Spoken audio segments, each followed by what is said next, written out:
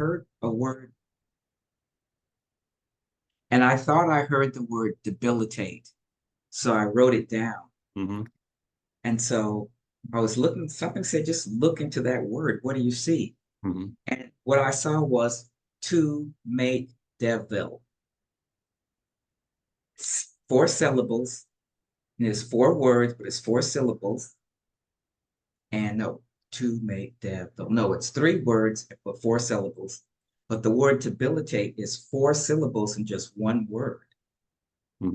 When you debilitate, all the food that we eat debilitates us. And so that's making us devil.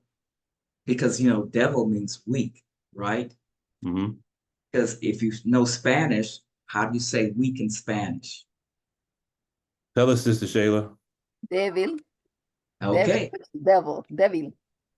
And so in debilitate, if you write it down, you will see the word debil. And I said, oh, because in Latin, because it comes to us from Latin, debilitate, to make devil. That's really what that means. And I said, oh, wow. I was just telling my family members, I said, make sure you don't make your children devil. Well, how are we going to do that? I said, when you debilitate them and you give them debilitating food, you are making them devil. You are making them weak. And for the devil, his inner voice is weak, his outer voice is wicked, and his expressive voice will be devil. Mm. That's just something I thought I should share, because when you were talking about reading the Holy Quran, I just read the How to Eat to Live all the time. Mm-hmm. And I read that, and I think it makes me have cognitions, even if I just zero in on just a single word or so. So you're saying you came across a word that the Most Honorable Elijah Muhammad used, and No, you. he really, no, I don't think he ever used the word debilitate. Okay. Okay. I heard it on another Zoom. Someone was just saying something and they Okay. mentioned the word debilitate. And Mm-hmm. then something that caused me to zero in on that word. Mm-hmm. And then I realized that's how you make a devil, is to debilitate someone by making them eat the wrong kind of food or living the wrong kind of life. Because debilitate means to make weak, right? Mm-hmm. So the devil is someone that is weak. Well, the Honorable Elijah Muhammad said weak and wicked, Mm-hmm. but we don't want to say that we're making our children wicked. We're definitely making them weak if they don't eat the right food, if we don't feed them. So I'm warning my children, don't make devil, don't debilitate them. Mm. That's interesting. So you're going into the science of words, is that right? That's what I study, is the words, mostly. You know what we're doing today, right? Well, you're about to find out. Thank you, Sister Peggy, for giving us the preview of the topic that we're about to discuss. Sister Anya.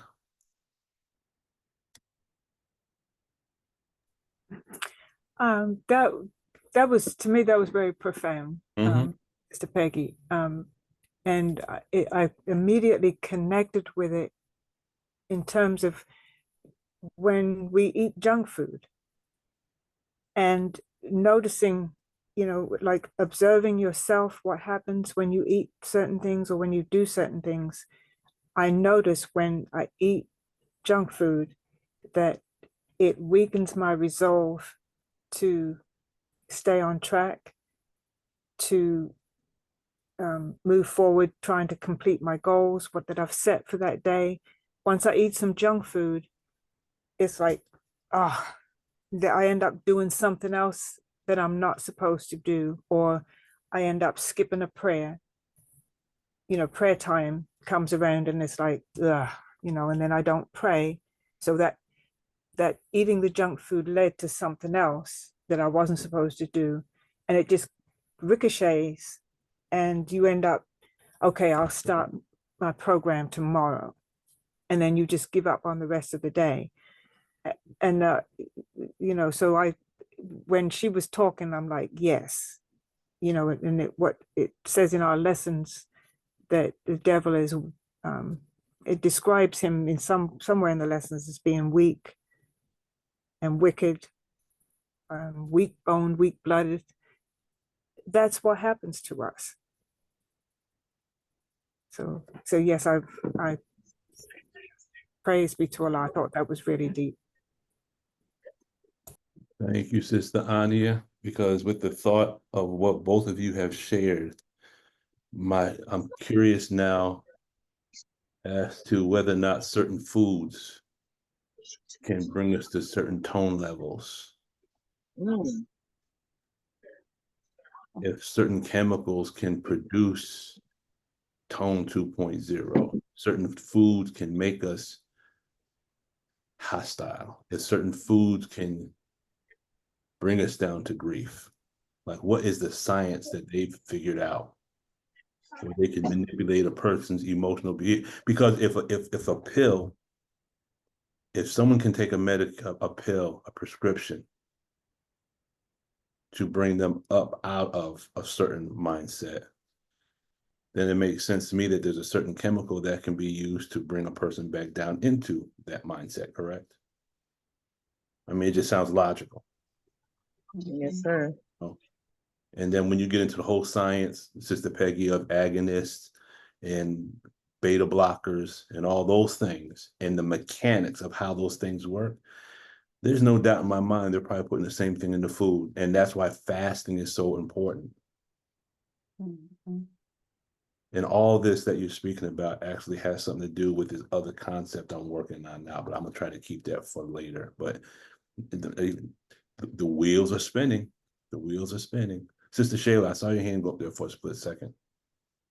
But you touched on it, because when we eat the foods, usually some of the foods that we're eating it because it's an engramic command that brings us back. And if once we engage in it, we are down the tone scale. Mm-hmm. And How to Eat to Live is the only book that says from Allah, right? So it has to be the determined factor in the survival of humanity is in the food. It has to be. That why wouldn't the devil tamper in every degree of scientific diabolical way just for the fun of it? Mm-hmm. Has to be doing it. So I think you should go look for the answer. Oh, that's an assignment for me, most definitely. There's a series that's out right now, and you know, I'm a big movie person. I love movies. I don't have cable TV, but I do like watching my movie channels. There's a series now called From, F-R-O-M.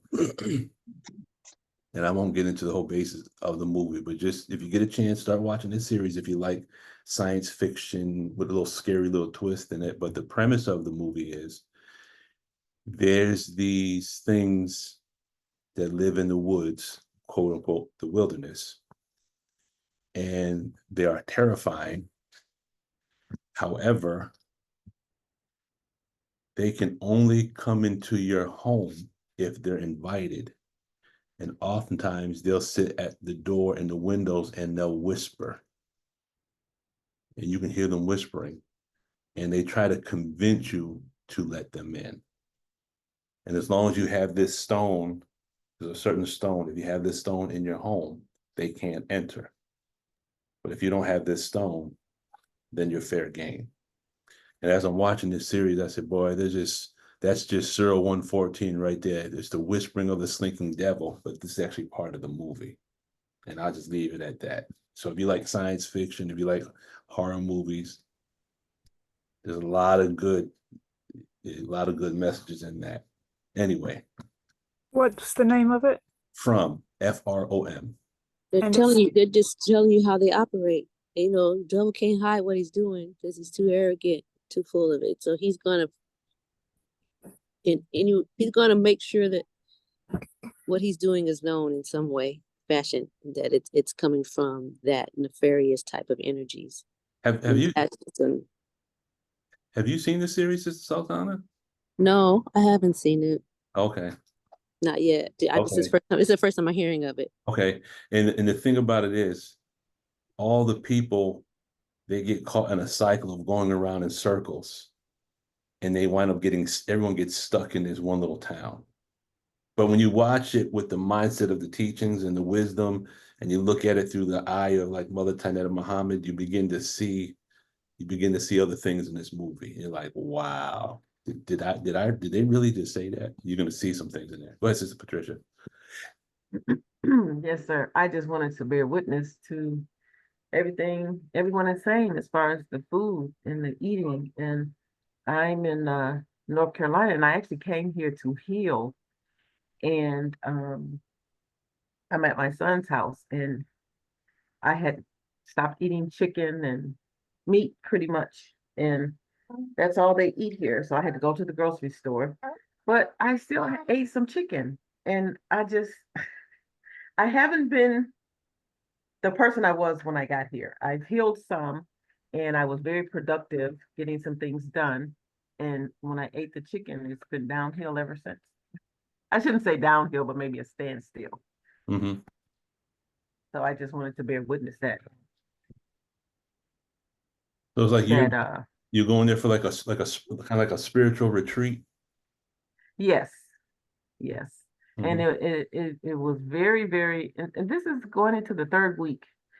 And it was very, very good. And it's still good, but I know that I'm not where I was. You know what I mean? Mhm. So I have to fast, and I keep telling myself, okay, I'm just gonna eat fruit. And I got the fruit, and I was eating the fruit, but I also ate something else. Mhm. So I think it's time for me to go home and complete this cycle. Mhm. But I'm just being witness to the food because it just takes us off every time. Mhm. Yes, ma'am. 100% correct. Family, did you notice that as soon as I started speaking about movies, someone just appeared in the room? Did anyone notice that? Would that be Sister Angela? Assalamu alaikum. Happy Saturday. So, Sister Angela, just to bring you up to speed, I was talking about a series that I just started watching, and I know you're a movie person like I am, and you may have already seen this or you may have not seen this yet. It's called From, From. Ooh. What platform is it on, Brother Lukman? Uh, let me see. Let me pull it up real quick. To give you a quick synopsis, Sister Angela, there is a small little town, and Damn. people get stuck here. And what happens is there's these demons that live in the woods, in the wilderness. But if you have this certain rock in your home and you keep it by your door, they can't enter your house. And what they will do is, at nighttime, you get in the house before sundown, you make sure all the windows are locked, and you have all the windows covered, because they'll talk to you from outside, but they can't come in if you don't invite them. But they start to whisper. You'll hear them whispering, and they basically tell you what you want to hear so that you can let them in. And when I was watching that, I'm thinking Whispering of the Sleeping Devil. I'm also thinking Demon Circuit. So coming from the perspective of our teachings and the tech, as you watch this movie, it's like you're going to see certain concepts actually play out in this movie. Wow. Let's see. It is on. Okay, it's right here. You can find it on Sling, Amazon Prime, MGM Plus, Fandango. So it's on a couple of different programs. It's a couple of different platforms. Okay. Oh, Brother Lukman, can I share this because my brain is like flying so fast. I'm things are coming and going so fast. I can't keep up with what's coming. Go ahead. Um, that was on, there's two things. One about the food and to know that I was taught that it's a lot of time, there's parasites that live in our system that cause our cravings Yes. for certain foods as well. So we got to, that's why the fasting is helping with the parasite cleansing and detoxing, but really focusing on parasite cleanse, keeping your gut bacteria right so that they don't overtake your body and start causing you to crave. And the mostly things, of course, they crave is going to be sugar and carbohydrates. Mhm. So if you're a smoker, there's a parasite that causes you to crave smoking. There's a parasite for everything that causes a lot of your cravings. But also, too, when you were just speaking about this particular program and about them having to go in, sunset, I said, well, this is the teachings, Mhm. the Prophet Sallallahu God, shouldn't we do our best if we can to be in by Maghrib? And when Maghrib comes, when you're in, like, especially in other countries, Muslim countries, Maghrib comes, they're like, close the doors, shut the windows, that sun goes down. So there's something to it. The movie is not just, come up with some Mhm. fantasy. It's a truth that they're trying to reveal, but they're revealing it in the guise of entertainment. And Mhm. those who know will know what it is. Mhm. But yeah, that just hit me. Not going out, the whispering. And the stone. When you kept saying there's a stone, the stone that kept coming to my mind was the carnelian stone. That was the prophet's favorite stone to wear. He Mhm. wore a carnelian ring.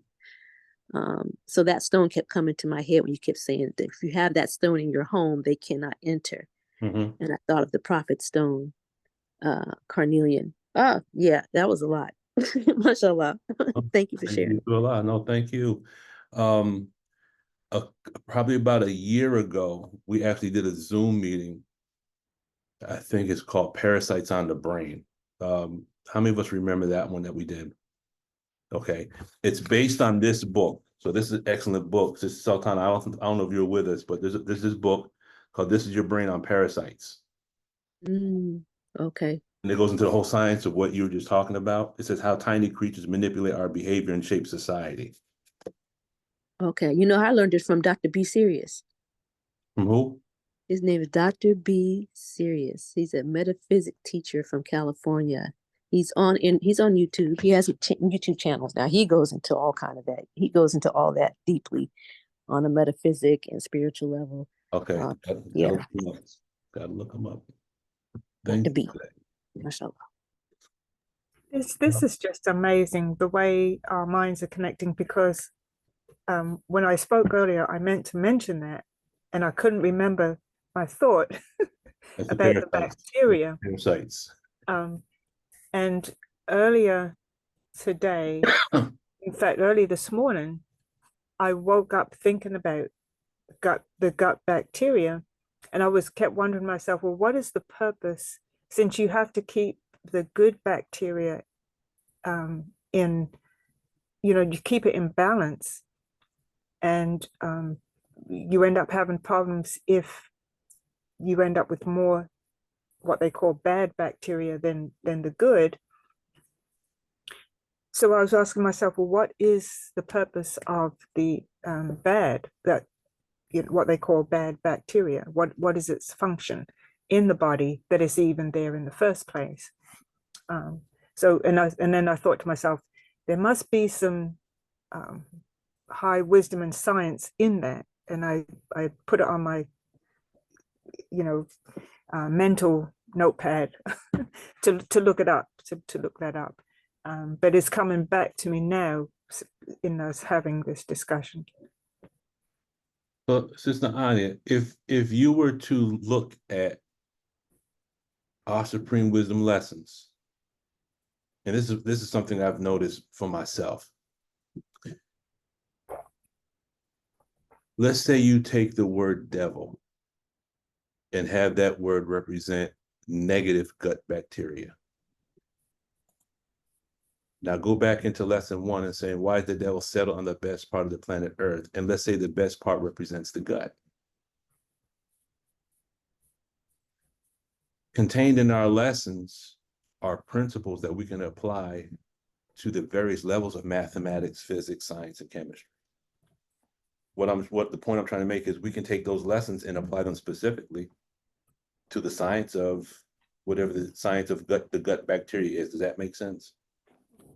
Yes, it does. And that's why I wanted to look it up and see what the specific function is of, and Mhm. I know it has to have a different name other than good and bad Right. bacteria. I'm sure there's a scientific name Um, to it. the good bacteria, I've heard the term used, natural flora used. Mm-hmm. But now if you look at devil and you look at it in the way that Sister Peggy brought it up, weak and wicked, right? Wouldn't the negative bacteria weaken the body and cause wickedness? And couldn't we say that the wickedness represents the sickness or illness? So devil is something that's grafted from original and makes something weak and wicked. Wouldn't that apply to the negative gut bacteria? You could, yeah. Okay.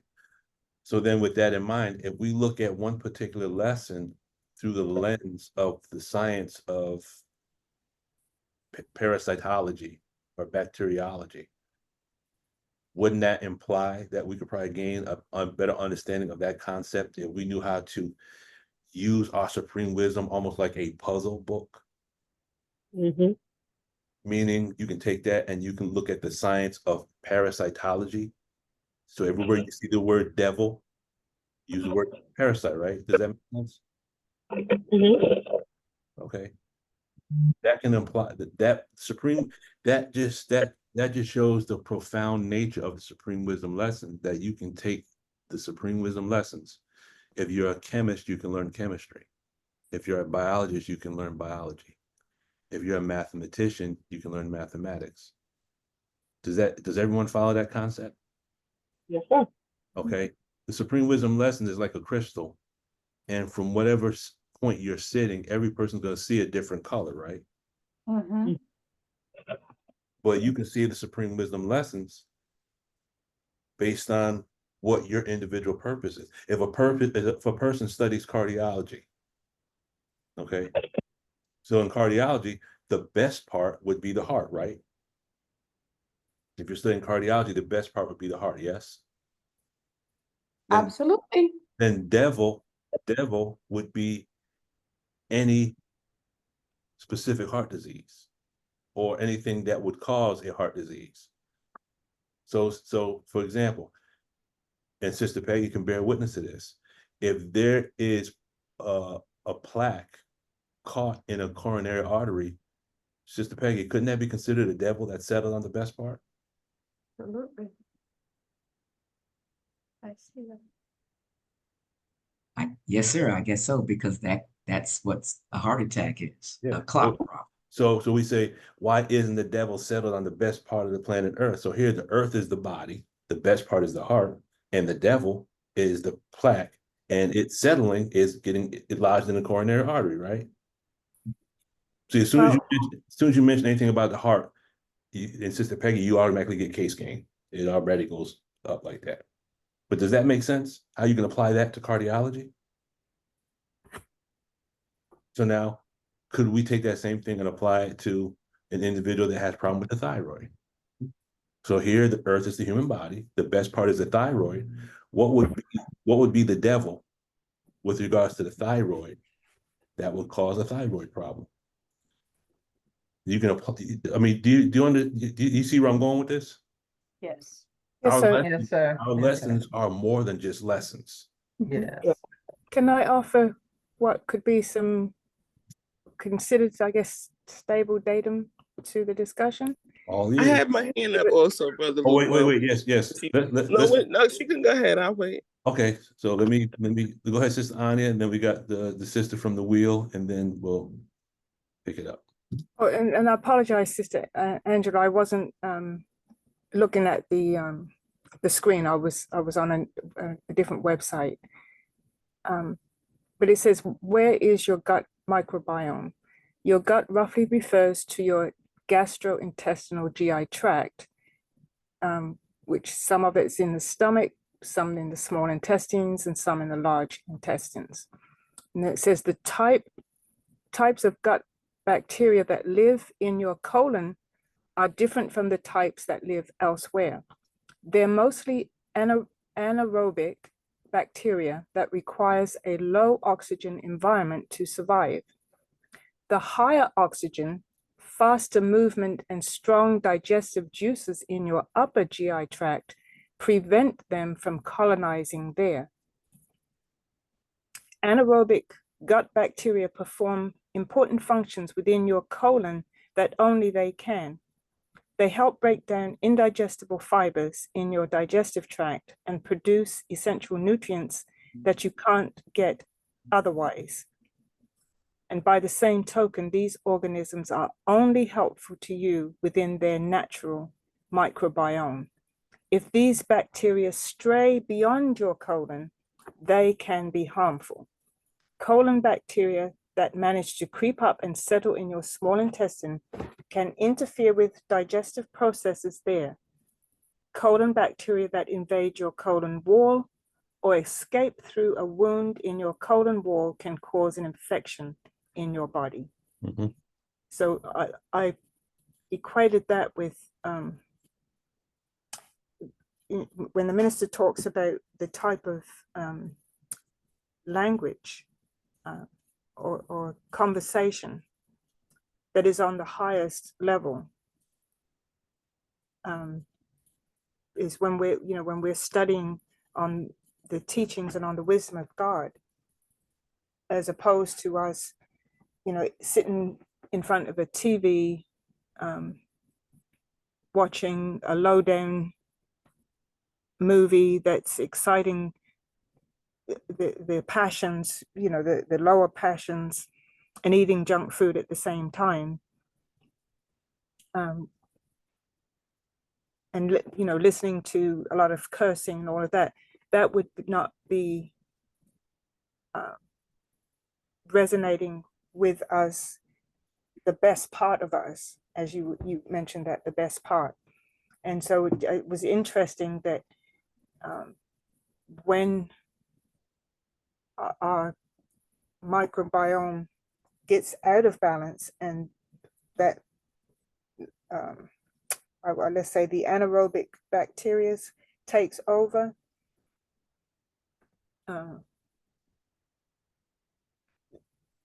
and we start experience disease and headache and all sorts of things like that.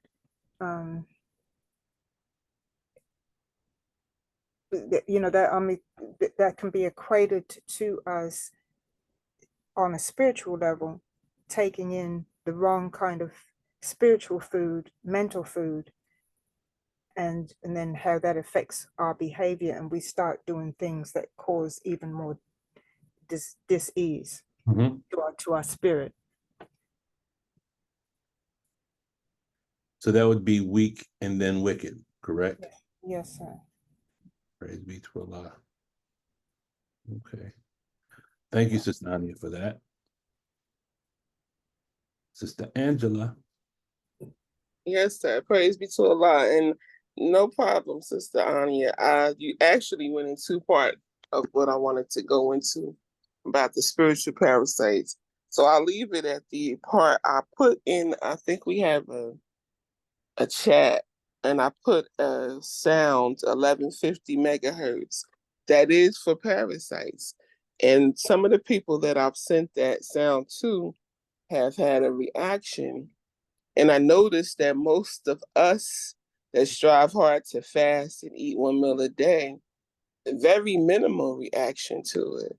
But people that's not eating the way we eat had a very heavy reaction to it. They eliminated almost immediately. Or, some people listen overnight, some people listen for an hour. I did the overnight one because I wanted to see what would come out of me. It was very minimum, but like I said, people that don't eat like us, they stayed in the bathroom. So was it? It's just a sound that you listen. It's a sound. The megahertz again, Sister Angela? 1150. 1150. Okay, I do 432 and 528, but those are mostly for deep healing and I DNA. put it in the DNA. chat. I did do it in the chat. Well, a group text we had at one point, but I'll put it in the chat. Okay. Okay. I have, no, I can't remember where I saw this at, but I remember seeing a video, it might have been YouTube, where they had done a study and they were starting to heal people with certain sicknesses, were responding to certain frequencies of sound. Mm-hmm. I can't Yes, remember. sir. Yeah, I know one of the healing ones are 432 megahertz, Mhm. 400 megahertz, and 528 deal with healing, tissue repair, DNA repair, and I think there's another one that deals with more the negative, taking out the negative energy. But for healing, I'm using the ones for healing, but I like the ones Sister Andrew just mentioned. I want to try that one as well. But the parasite is very important that we Mhm. purifying the body and keeping the parasites from over multiplying and causing disease. Mhm. And I would highly recommend anyone who's interested, the book that I had mentioned is an excellent book. And I mean, I learned more just reading this one little book. I almost finished it, but I got some days off, so I might finish this book in the next couple of days. But this book has been incredible. And I learned some things about parasite. The fact that parasites can actually control us to do certain things. So it's like when we think we're going to get snacks, it's not us that are going to get the snacks. We are being controlled by little organisms in our body that make us think that we're in control when we're actually not. Do they talk about where those parasites come from? Oh, it goes into the whole science of parasites. They talk about, the coming through the atmosphere. It didn't mention, again, I haven't finished the book, but it was mentioning how we, we can come in contact with these parasites, just, in restaurants, eating out, eating produce that hasn't been washed properly. There's a whole gamut of ways we come in contact with the Well, parasite. if you can listen to Dr. B. Serious, Oh, I'm definitely on my list. where they're coming from. Huh? into this atmosphere, and where they're coming from, and how they filter into this atmosphere. I believe it. Yeah, he's deep. It's kind of mind blowing when you hear it. I believe it. All right, we're talking all this science and words, and Sister Peggy brought up words and the importance of words, and we're talking about different levels of science, and that's going to bring us right into our topic. So I'll reiterate for those that weren't here when we first opened up. A couple of nights ago, I woke up, let's see, that would have been Saturday, because I had worked Friday. So my whole Saturday was shot. My sleep was way off.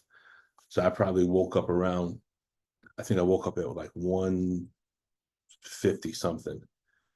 And I just decided to read through the Holy Quran. And I came across this one ayat. And as I read it, I had also noticed I had left a note. That note, I probably wrote that years ago. And there's one single note, one ayat, that when you take and break down this ayat, it seems as though it's the same, it's the foundational concept of the study tech. So what I wanted to share with the believers is the idea. Now I'm talking about study tech, we're talking about word clearing. The study tech, in my humble opinion, I haven't finished Student Hat yet, but from the little bit that I have completed of the Student Hat,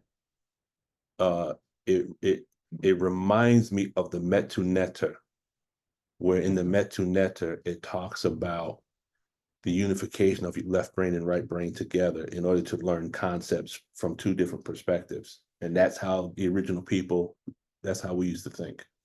Western educational system teaches the left brain, which is masculine, but they neglect the feminine side of the brain, as they neglect the feminine side of everything. So when we say a nation can rise no higher than its woman, now we're taking this on a level of brain function and activity. So in other words, quick synopsis of how the learning takes place. This is the demo kit that I use. If the man has the seed, and that seed has one purpose of placing life in the womb, but the womb can produce various shades of creation, correct? Does that make sense? Y'all with me? Yes, sir. Okay. So Yes. think of any knowledge that we study. You have to learn it. That's the left brain, like learning mathematics. Like if we have to learn algebra, okay, you have to learn the basic rules of how the algebra works. That's left brain. But when you take that concept and you place it in the feminine side of the mind, now it becomes an algebraic theology. Does that make sense? The feminine side of the brain can take whatever we study and expand it into the study of other things. Things that Perfect. you, huh? Yes, Does that that make makes sense? sense. Okay. Yes. Whereas now you can apply certain levels of mathematics into areas you're like, I never would even think about joining these two concepts together. So it's the feminine aspect of the brain that takes us outside the circumference of our knowledge. Does that make sense? Okay. Yes. Like, Yes. like we got a male and female within ourselves. And as we study information, when that information goes into the feminine aspect of our brain, which is like a womb, we can nurture it, evolve it, and develop it into something totally new. So you have algebra, but then you can have what's called an algebraic theology. You can have trigonometry, but then you have a theology of trigonometry. You can have physics, but then you can have a theology of physics. Does that make sense? Yes? Okay. See, yes. So this See. one verse, as I came across this verse, I looked at it. I said, okay, I can't go back to sleep now. I gotta break this apart. Otherwise, I won't be able to sleep. And so I was going through it, and I was like, sure enough, I said, this. I almost want to think, because I have verified that fact that L. Ron Hubbard did in fact study the Holy Quran. Okay, that was one of the books that he studied. I almost want to believe that this ayah has something to do, or might be a part of, or even if it's not, the fact remains is when you break down and look at this ayah from an allegorical standpoint, look at the Arabic words and do the word clearing, you come face to face with one of the foundational concepts in the study tech. So the first thing I want to do is I want to give us the foundation is based on the words from the Honorable Minister Louis Farrakhan. Then we're going to go into the aspect of the study tech, and we're only going to deal with one concept. And then we're going to show how this information that the root of the study tech is already in the Holy Quran. When we remember the ayat that says, I've given you a book explaining all things, either it explains all things or it does not, correct? It's either one or the other, yes? Y'all with me? Yes. Yes. Right. Yeah. So if it does not explain the text, then that ayat is incorrect. If that ayat is incorrect, then the Holy Quran is not the book that we think it is. So through what's called the law of contradiction, the study tech has to be in the Holy Quran. Because Wait, brother. Look, man, 1 second. Can you repeat that? Wait. You said the Holy Quran is not the book we think it is? Is that what you said? Let me repeat it. So Mhm. I'm using what's called logical arguments. Okay. Okay, so if there's an ayat that says, I've given you a book explaining all things, Mhm. okay, that means either the Holy Quran explains all things or it does not. Mm. That's true, right? It's either one or the other. Yes. Okay? It's like your daughter wouldn't be, if we had daughters that were certain ages, our daughter couldn't say, I'm almost pregnant. Right. Either pregnant or you're not. In mathematics, it's called the law of the excluded middle. It's either this or this, but it can't be both at the same time. You can't be in a room with the lights on and the lights off at the same time. So either the Holy Quran is a book that explains all things, or it's a book that does not explain all things. So if Allah says, this book, I've given you a book that explains all things, all would have to imply coming from a mind that knows past, present, and future, correct? Correct. Okay, so all things would represent the things that were written at the time of the prophet and anything that takes place after the time of the prophet, correct?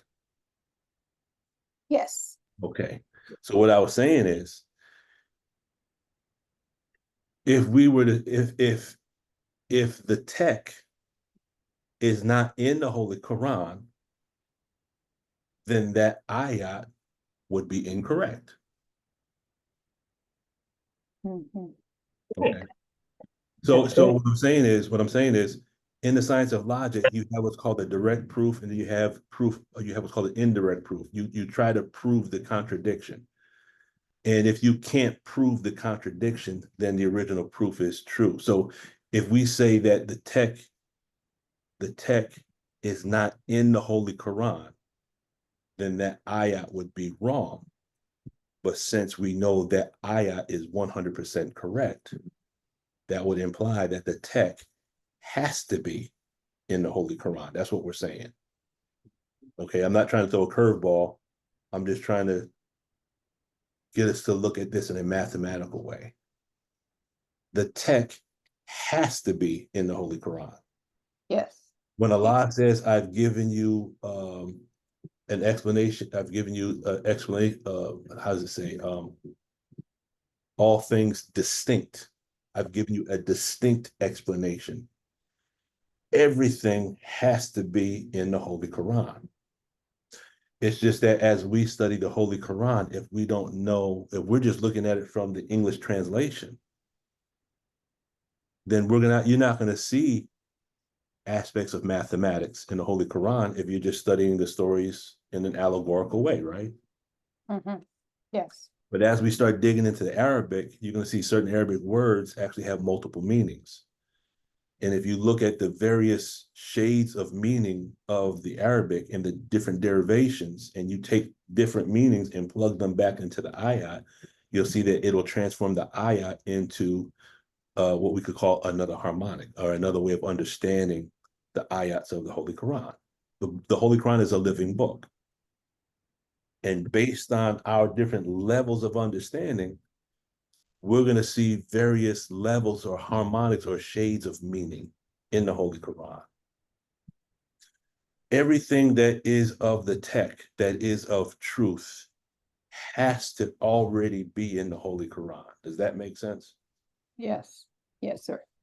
So I just want to lay that foundation so that when I show you the ayat, it's going to bear witness. You'll see that this ayat when you look at what's the foundation of study tech. Okay, the foundation of study tech is a misunderstood word, right? Have you heard that before? The misunderstood. You have lack of mass, two Yes. steeper gradient, Excellent. but of the three, the most important one is the misunderstood word, right? Correct.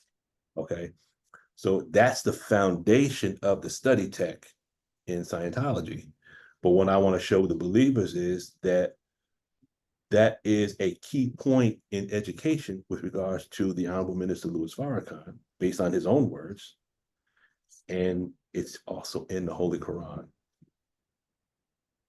Everyone follow that? Yes. Okay. So let's get to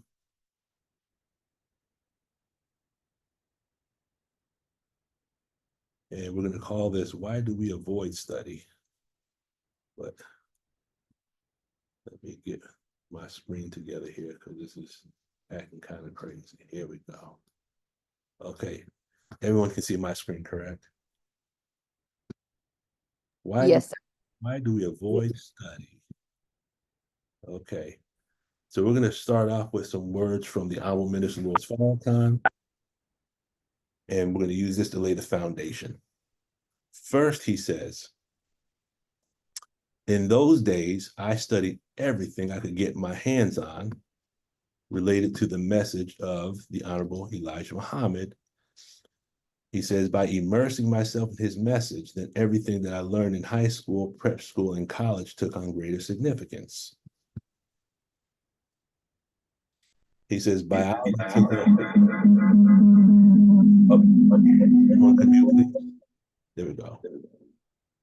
He says, biology took on greater meaning, chemistry, solid geometry, algebra, calculus, everything that I studied, I could now use because Islam, as taught by the Honorable Elijah Muhammad, was a key to use knowledge, the advancement of self, your family, your community, and your people. That's from page 235 of Closing the Gap. Okay. Now, if you look at, there's two key points in these two paragraphs. If you look at the advancement of self, family, community, and your people, what do you see in there that is in harmony with the text?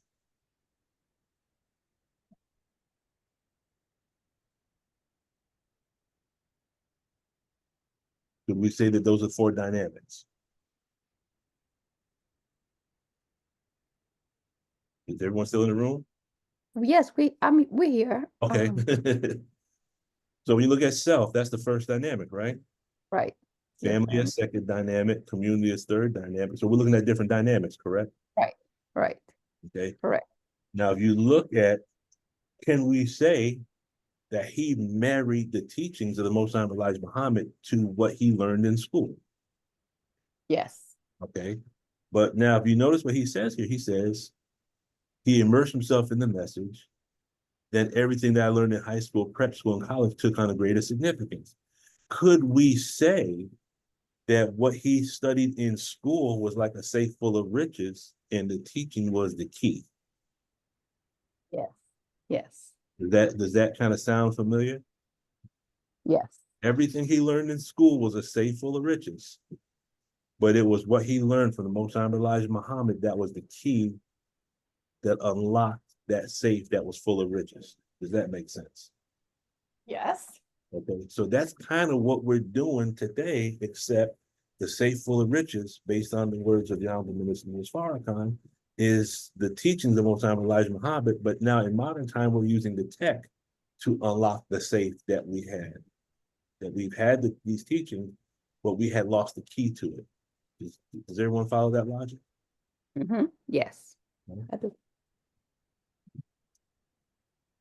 He says also in Closing the Gap, he says, on December 4, 2004, I asked the Honorable Minister Louis Farrakhan, by the time you came into the Nation of Islam in 1955, you were already acquainted with the importance, the value, and the use of such tools as dictionaries, thesaurus, synonym, and antonym books. How did you first use them even up to the present time? His response is, being a student of Latin, you become knowledgeable of suffixes and prefixes, and you become knowledgeable of the root of a word, how the word evolves, what is the origin of that word in terms of its origin, where did it come from? You learn that most English words evolve from either Latin or Greek. Then he says the Romance languages are French, Italian, Spanish, Portuguese, and they come out of Latin. Well, doesn't this sound like word clearing or study tech? It does. Okay.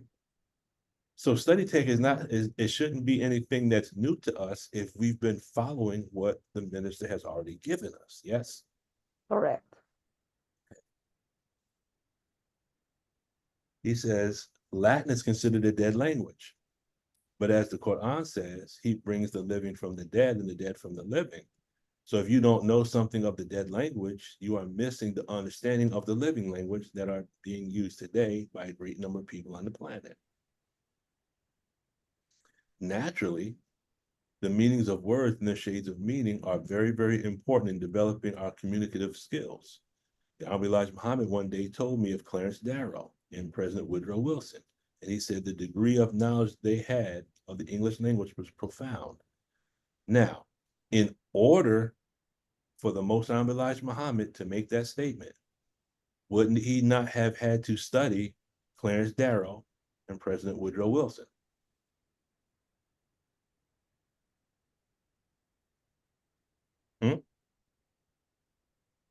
Yes, sir. So the Most High Elijah Muhammad studied the work of two Caucasian men, correct? Yes. Yes. So why do we have a problem studying what L. Ron Hubbard? Now, this is not for us in the room, but why would we have a problem studying what L. Ron Hubbard taught, but the Most High Elijah Muhammad studied Woodrow Wilson? Mm-hmm. 'Cause how could he make the statement the degree of knowledge they had of the English language was profound? He would have had to have studied their use of language, correct? Correct. So in other words, the Honorable Mr. Louis Farrakhan followed the example of the Most High Elijah Muhammad in the study of people in order to learn what they learned, correct? Or learn what they knew, or Right. learn about their skill in doing certain things, yes? Yes. Okay. Yes. So a lot of these questions are, not these statements are not for us, but they're for the naysayers that might go on the YouTube channel and they might want to listen to this. And those that think, we're not supposed to study what Caucasian people have written, but here we have a bearing of witness that the Most High Elijah Muhammad also studied in order to make statements that he's making, correct? Seek knowledge from here. Say what? Seek knowledge from here to China. We're commanded to seek knowledge Here you go. from China. So that means there's no limit to where you can get knowledge from. Exactly. Then he quotes, he says, this again from Closing the Gap, that's why Clarence Darrow never lost the case. When he told me that even though I was a baby in English, to him, in terms of his depth of understanding of the language, he was telling me that when you master words and the various shades of meaning of words, you can take one word and use it as a weapon of offense, and you can take the same word with another shade of meaning and use it as a weapon of defense. That is why I believe the Savior, Master Fard Muhammad, said in the Problem Book, you will not be successful unless you learn to speak the language well. He says the entanglement of the people is an entanglement of words and how they perceive the meaning of those words. So the freedom of people is the untangling of their understanding or perception of meaning and giving them a new and better meaning of a word that they think they know or understand. Is all this making sense? Yes. Okay. Yes, sir. In other words, aberration is based on misunderstanding of words. Words. He says that goes back to the Quran in Surah 20 when he said, loosen the knot from my tongue that they may understand my speech. Now, for me, the word knot has a special significance and is a real good demo to kind of be in harmony with what is said here. And I'll explain why. In the fire service, there are certain knots that we have to know, and we have to be able to do these knots instantly under various hostile situations in order to get certain work done. Okay. Mm-hmm. So in the fire science, there's a certain group of knots, and each firefighter has to know how to do these knots. And you may ask yourself the question, well, why would a firefighter have to know knots? Why would that even be relevant? Well, for us, if there's an individual that has to go to the roof of a house and they have to cut that roof, okay, they have to use a saw, and you've probably seen various videos of the firefighters on top of the roof cutting with the chainsaws, correct? Yes. Okay. When that firefighter is done, that firefighter doesn't just toss the saw down. And if the firefighter needs other tools, we can't throw the tools up. So in a hostile environment, when there's an interchange of machines or tools, we have to be able to use certain knots that we can secure to transport tools back and forth from the ground to the roof and from the roof to the ground. But we also have to use these knots in the event that something happens. We call it bailout training. You've seen people rappel down the sides of buildings, correct? Yes, Okay. yes. We have a harness system where if the fire in the room gets out of control and we can't control it, we have what's called bailout training. We hook in and we bail out the window and we can rappel down the side of a building. Okay, a lot of what we do is based on knots. So not only does a knot have to be able to take the weight of a tool, the knot has to be able to take the weight of the firefighter. So knots are very, very important. Does that make sense? Mm-hmm. Okay. So the knot has to be strong enough to take the weight of the tool without becoming undone and causing injury to the firefighters. Yet the knot must be easy enough to unravel because of the importance of time. So in other words, it has to be able to maintain the weight of the tool. But once I get the tool up to the firefighter, it can't be one of the kind of knots, you know, where children have a knot in their shoe and you're trying to get the fork and try to find a certain way to get the knot out of the shoe and you're there forever trying to get the knot out, right? Mm-hmm. That knot has to be secure enough to transport the tool, but it has to be easy enough to undo so that we can put that tool into use. Does that make sense? Yes. Okay. So in other words, some knots have to be able to support our own weight in the event that we must exit a window or self-rescue. The knot must support a great deal of weight and be easy to untie or loosen. How is that a demo kit? The same thing as with our teaching. We can say that there's a great deal of intellectual weight that's contained in the words of the Most High Elijah Muhammad, correct? Yes. Yes. Okay. And the words of the Honorable Minister Farrakhan, yet the message must be easy enough for a fool to understand, yes? Absolutely. Okay, so loosen the knot in my tongue, I always saw this as representing the fact that the knot represented the fact that there is the presence of a great deal of weight of intellectual information. But it's easy enough to break down so that even a fool will understand it. Yes? Does everyone see how that makes sense? Wait, Go ahead, Sister Shayla. I'm thinking, how would they fool us? Huh? No, go ahead. No, it's fine. It's fine. Okay. So when every time I see loosen the knot, it just I'm using the knots from the perspective of how we use knots in the fire service as a demo kit. It has to support a great deal of weight, meaning there has to be a great deal of force contained in it, but it has to be easy enough where it can be unraveled so that you can actually use the force that you're receiving. Does that make sense? That makes sense. Okay. Okay.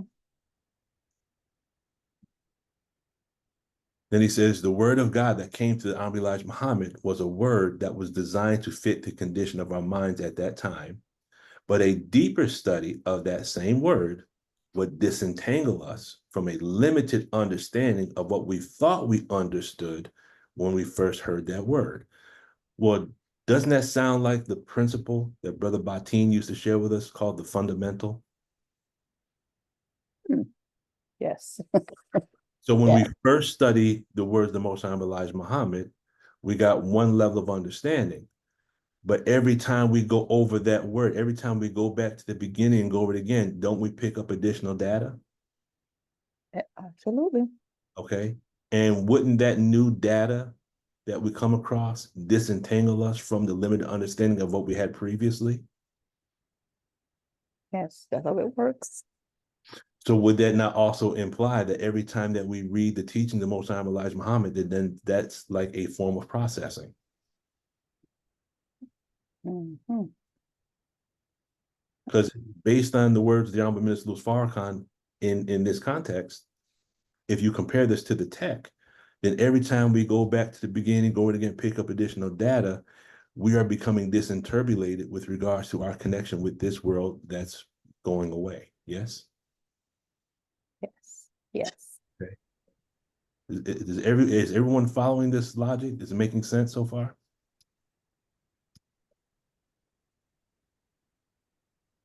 Then he says, through the plain language and the metaphorical language, which is the language that uses nature, and the creatures of God to describe characteristics of human beings and nations. That, I mean, this paragraph is so pregnant.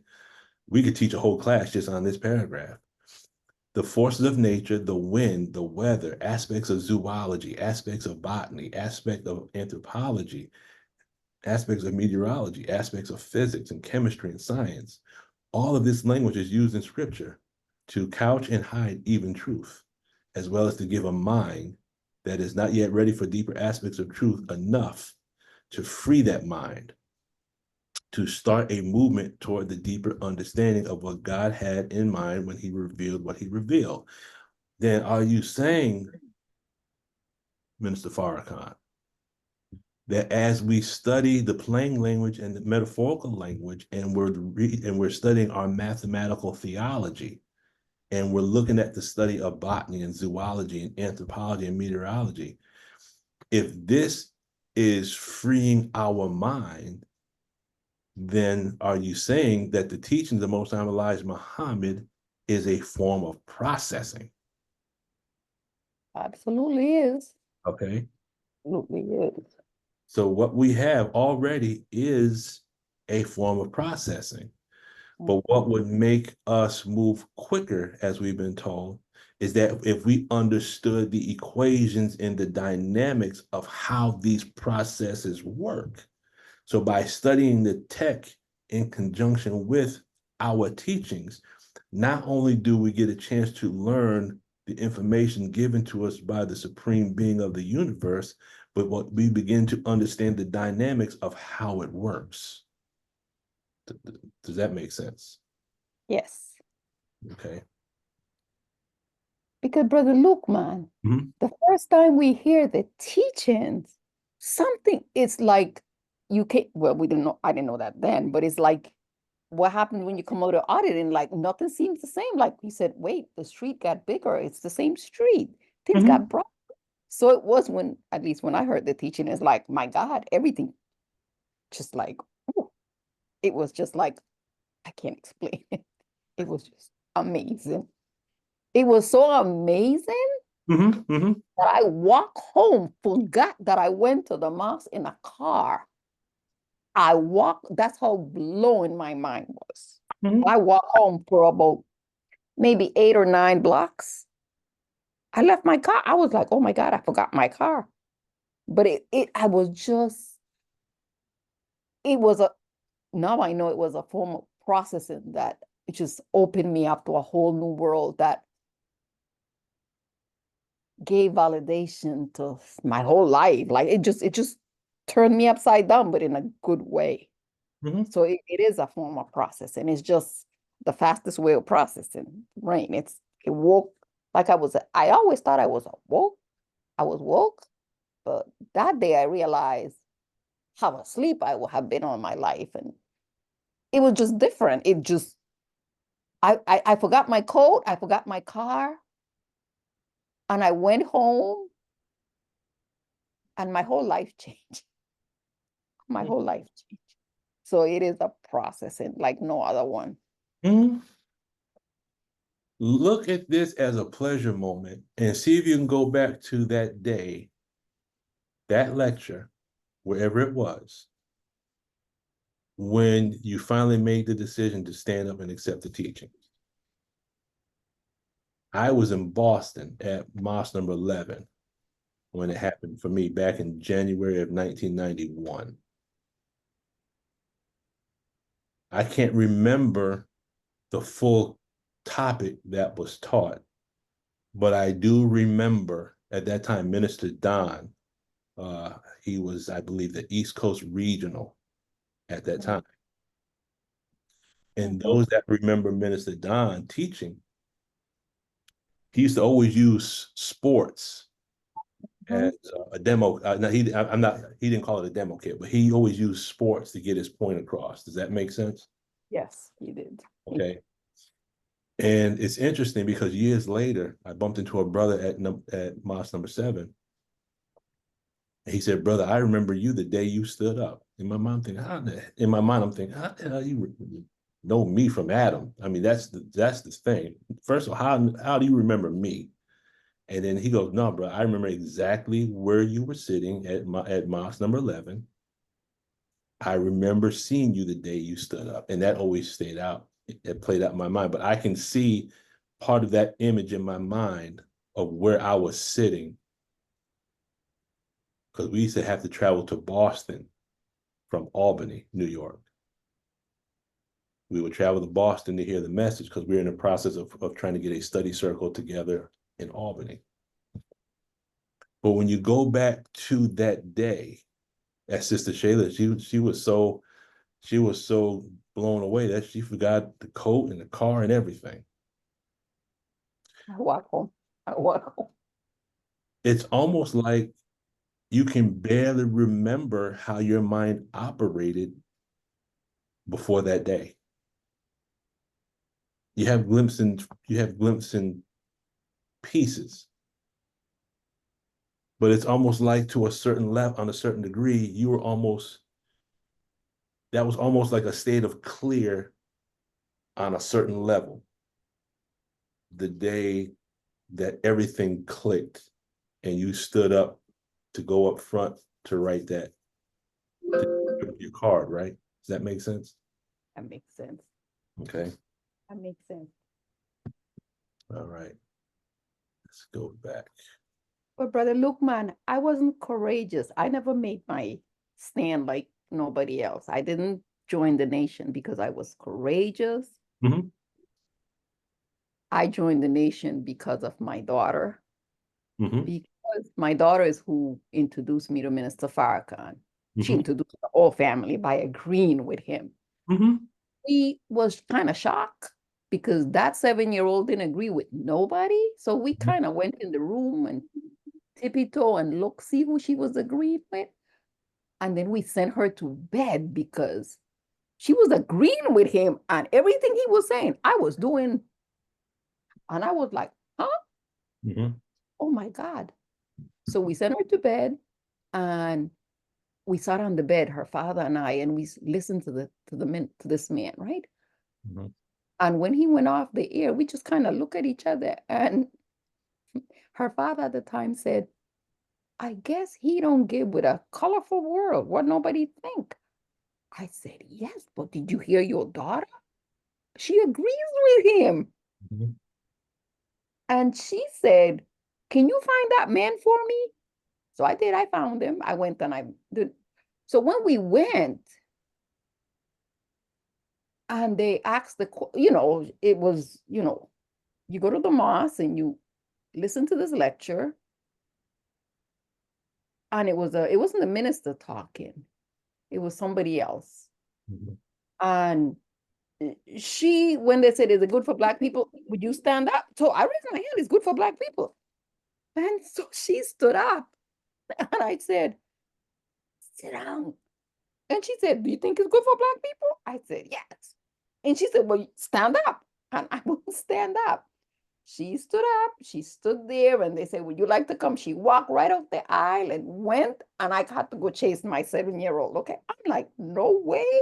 You're going to do this without me. So I'm coming to see what my child is. That's how I came into the nation. It wasn't because I was courageous. It was because of her. So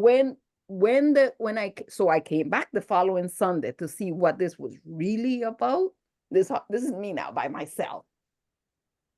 And I go to the mosque, and the first time I really heard it was a Savior's Day, and the minister taught. He blew my mind. So I walk home. I was so new. I had a Jewish man at my table. Now my family don't know who Louis Farrakhan is. This Jewish man is a guest at my table, and so I had set the table and do all of this when mass was at 2 p.m. And so we sit to this table to have this dinner, and everybody's wondering, why am I so the way I'm being? Why you so I was happy. I was just like excited, and I was beyond myself. I couldn't contain myself. And I said at the table, I want Clinton to be like him. that was how I entered this conversation. And so they say, so Art Myers says, like who? I said, I went to see Louis Farrakhan. And he said, oh, he says, really? I said, yes. He said, where there is a bullet with his name by the Jewish community. And I hit the table and the food went in different direction. I stood at the end of the table and I said, well, you have to kill me because I want Clinton to be like him. So the whole table say, who is him? And I'm saying, so only 2 people at the table knew who we was talking about. Mhm. And that's when in that moment is when I realized, why would you want to kill this man? And I'm like, why would people want to kill him? He said, because he's anti-Jewish and he gave me, this is on my table. And so my husband is on the floor picking up the vegetables and it was a mess. And that's how I became a Muslim. And so Jessica said, Mom, you see, you really like him. I said, I guess I do. And that's when I realized that man has changed me because there's no way I would want somebody to kill him. Mhm. And then my husband said, well, damn, Shayla, would you jump in front of a bullet for me? Because you would say you would jump in front of one for him. I said, I didn't say that, but he said, that's what you meant. And that's how I became a Muslim. But it wasn't because I was courageous. And then, so I became a Muslim because of Jessica and because of this one incident. That's how it transformed my view. And I had a clientele who was 100% Jewish at the time. But it was a pleasure moment in that moment when I walk out that mosque. But my mind wasn't made up to be a Muslim or accept the teaching. If it's anything, I had it in my mind that I was going to convince my little 7-year-old that she shouldn't do this because we didn't understand what this was. And we didn't know what it was because I didn't. Because I drove 21 years in front of the mosque and never saw it. That's how dead I was. Anyway, that's my story. Well, I'm not gonna try to invalidate what you said, evaluate what you said, but I see your decision as being courageous. Huh. I see what you did as courageous because you followed, as an adult, you followed the example of a child. Does that make sense? Yeah, yes. Okay. So to me, that's courageous. That's just my opinion. I'm not trying to change anything, but I see courage in that. But thank you for sharing your story, Sister Shayla. It's almost like I could see it as you were describing it. And the worst part is I had a Jew at my table. And I don't mean to be disrespectful to no one, but I had a pork leg at the center of my table. So the pork leg flew off the table. Well, good. It was just a mess. Well, it's good that it went off the table then. We don't do the choosing, we're chosen. What's that?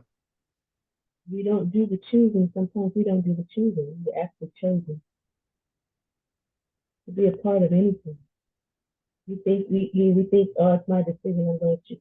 But when you have that kind of feeling, epiphany, and something deep inside you. Sister Sultana, you're very muffled. Oh, sorry, hold on a second. I think it's because I have my my speaker on. Okay, can you hear me better now? Oh, that's night and day. Yeah, sorry, I have my speaker on. That's I okay. said sometimes, it's not that we choose a path. Mhm. We're chosen to be on a path, That's right. right? And nothing happens that Allah doesn't want to happen. Mhm. So everything played out in the way that it should. Also so that you can have such a beautiful, like you said, courageous story to tell others Mhm. and inspire others because you followed that guidance because you were being chosen to be pulled to be there, not anywhere else. Mhm. Mhm. Don't be surprised when you find yourself somewhere. You like, ask yourself, how did I get here? Because you were chosen to be there. Mhm. Yeah. The Allah uses the person. I've heard the minister say that he don't always choose an entire family. He'll choose one person. And then that one person is almost like a door for the others. So Allah did exactly what was designed to do and exactly the way he designed it to happen. None of us technically, and I've heard, I think Brother Jabril said this. We're not here technically because we chose the nation. We're here because the Savior chose us. Has anyone ever heard that before? Yes, sir. Definitely. So Allah used mathematics to get us to make that stand, to be a part of something greater than ourselves. And that just shows that Allah has use for all of us. Okay. But thank you for that story. The key points in the minister's words are this. The entanglement of the people is an entanglement of words and how they perceive the meaning of those words. So the freedom of people is the untangling of their understanding or perception of meaning and giving them a new and better meaning of a word that they think they know or understand. Does that make sense? In other words, Yes. one of the reasons why we're aberrated on different levels is because we have a host of misunderstoods. There's words that we use, there's words that we hear. You can look at something called a circuit. A circuit is a series of words that we hear, but we don't know the meaning of those words. We just have the recording. Does that make sense? Mhm, mhm. Okay. Yes, sir.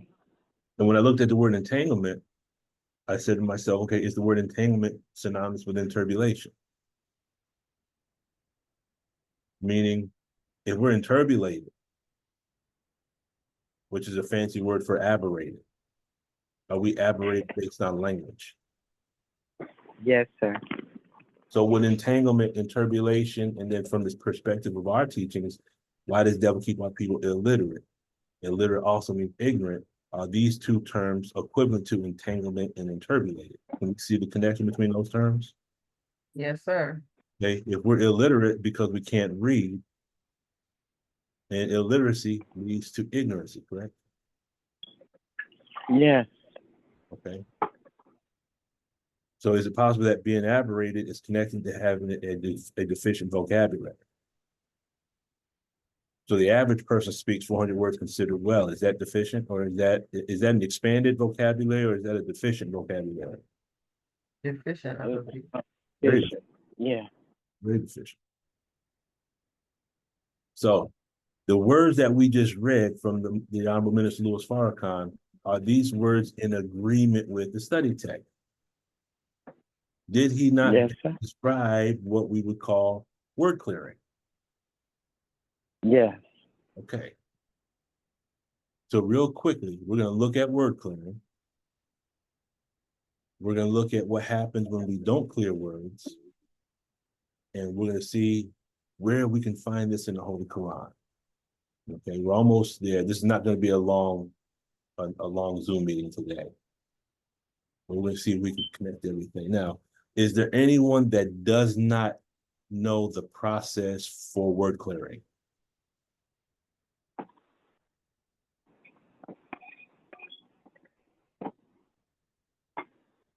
So everyone knows the process of word clearing, yes? Yes. Okay. For those that may not know the process and they just don't want to say anything, there's a mnemonic device.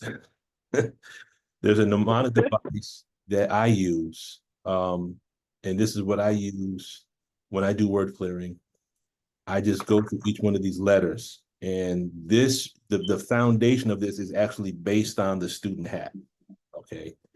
But there are two things that I added to this for my own sake. So you start out with the particular word. So you come across the word and say, okay, this I need to clear this word. So the first thing you gotta know is, how is this word being used? Okay. So I use the letter O as operator, meaning what is the operation of this word? Is it a noun? Is it a pronoun? Is it a verb? Is it an adverb? Does that make sense? Yes, no, yes, no. Yes. Do we know our parts of grammar? Noun, pronoun, verb, adverb, conjunction, preposition, interrogative. Yes. Okay. Yeah. That's just the basics of grammar. So then R is the root word. Okay, is this root word, is this Latin? Is it Greek? Okay, what is the root of it? Like when you look at the word derivative, okay, if you have a piece of scrap paper and a pen, write down the word derivative. Okay. And this would be more relevant when we look at prefixes and suffixes. But when you look at the letter DE in the first part of derivative, take the word DE out. And if you take out the suffix ATIVE, you get REVA, correct? Am I spelling that right? REVI? Yes? Yeah. I see it. Okay. Oh, yeah. The root word in Latin, it means that which comes from a river. Derivative. So it's like if you reach your hand into a river, you can pull something out of the river, right? Okay. That's what a derivative Right. is. If you go trace back the Latin root, the word derivative, it means of the river. That means you can have one thing, but you can keep reaching in and get different. You can reach in and get a rock. You can reach in and get a flower. You can reach in and get a fish, right? Mm-hmm. Okay, that's Right. the same thing with a root word. You have one root word, but you have many, many derivations. Okay. That's just part of the process of word clearing. You go to the origin of the word and why, what exactly is the origin? Then you look at the word in the context, the definition in the context of how you're using the word. Okay. Then you look at different notes about the word. What's the history? I came across one word, I can't remember the name of it. I can't remember the word in specific. But when I looked at the first time it was used in 1877. I said, oh, that was the same year that the Savior was born. Okay. What are the synonyms for that word? What are the antonyms for that word? Who knows the difference between synonyms and antonyms? Sinónimos y antónimos. Say again? No, I was in Spanish, sorry. Okay. I think, Go ahead. I think synonyms are words that mean this almost the same thing, and antonyms are the opposite. Right. Okay. So synonyms, just say, remember the S in synonyms means same. Yeah. Antonyms is just different. Okay. Then the O is, then you read the other definitions of that word. Then the I stands for idioms. Do we all know what an idiom is? Is there anyone that does not know what an idiom is? Familiarize me with it again. Okay, so an idiom is, it's a statement. It's a statement, but if you clear the words of the statement, it will not give you the meaning of the idiom. For example, if I say kick the bucket, if you clear the word kick and you cleared the word bucket, you're still not going to come to the definition, meaning to die or pass away, correct? Right. That's That's an kick the- American way of saying it. To kick the bucket means to die. But if I clear the words kick and clear the word bucket, I'm not going to be able to. You have to find out how did that statement come into being to mean that phrase, correct? Mm-hmm. That's an idiom. It's a saying. Someone's gonna go on mute. Do Okay, you hear that sound, Brother Lukman? say again. You hear that sound? Was that your phone or mine? Oh, it wasn't That mine. sound. Oh, Yeah. okay. It wasn't mine. No problem. Okay. And then the All S right, is beloved. use the word in sentences. And if you've been in the courtroom and you've got caught yawning, then you've had to carry out this activity. You've had to clear the word and then use it in a sentence, correct? Right. Okay. That's right. So now the last two are things that I kind of added on. The elements come from, and Sister Peggy would be able to appreciate this, and anyone that's been in the medical field, that if you're studying medical terminology, you have to understand the prefixes, the root words, and the suffixes. And the prefix, root word, and suffix give you clues as to what the word actually means. Mhm. And the D is to diagram, meaning take the word and draw a picture to represent that word. And if you notice, the first letter of each one of those words is where you get word noise from. Do you see it? Yes, sir. So that's how I remember the order in which to clear a word. Do I always go through that whole process? No, because sometimes I'm lazy, and sometimes my mind is going so fast that I don't have the patience to go through all of those steps because my mind is traveling at like 1,000 miles per hour. But when I can slow myself down and do word clearing in the way that it's supposed to be done, this is one of the ways to do word clearing. Any questions up to this point? No, that's a good way to remember though, how to clear a word noise. Word noise. Mhm. Did you come up with that? Yes, ma'am. Oh, Grace, praise be that to was Allah. one. See, in fire science. Say what? Say what? I missed that. That was my granddaughter. Oh, okay. What'd she say? I really don't know. Okay. She said something, grandma. Okay. So in the fire science, everything is mnemonic devices because you have to remember processes and procedures, and you have to remember them in a certain order. So it's easier to remember a word, and then each letter just represents a step in the process. So that's how we do things in fire service. Everything is a mnemonic device. It's always letters and all kinds of crazy stuff. But let's look at the concept of blow. The concept of blow in the tech, the word blow means an unauthorized departure from an area, usually caused by misunderstood data or overts. It's any sudden and relatively unexplained departure from session, post, job, location, or area. So explain that, Brother Lukman, in terminology. Of course. Of course.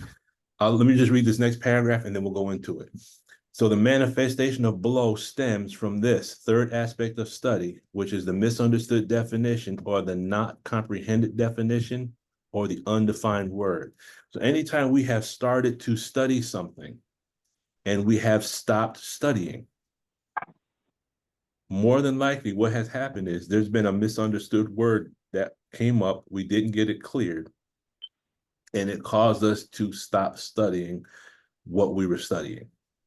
Okay, so we blow from that subject. Okay, an unauthorized departure from an area. So we depart from that area of study as a result of a misunderstood. Okay, there was a word we didn't clear, so we stopped studying. Does that make sense? Yes, it is. Yes, sir. Can we pull up a time in our life when we started studying something and then we stopped? Yes, sir. Okay, 9 times out of 10, if not 10 times out of 10, when we stopped studying, there was a word that we misunderstood that we didn't clear. Okay.